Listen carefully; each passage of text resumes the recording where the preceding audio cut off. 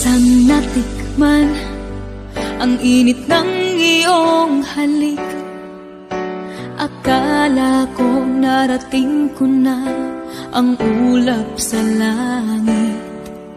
Sa aking pagpikit, ang tanging naisip, ikaw na sa hanggang wakas ang aking pag-ibig. Ngunit biglang nagbago ko, hindi na madama kapag kapit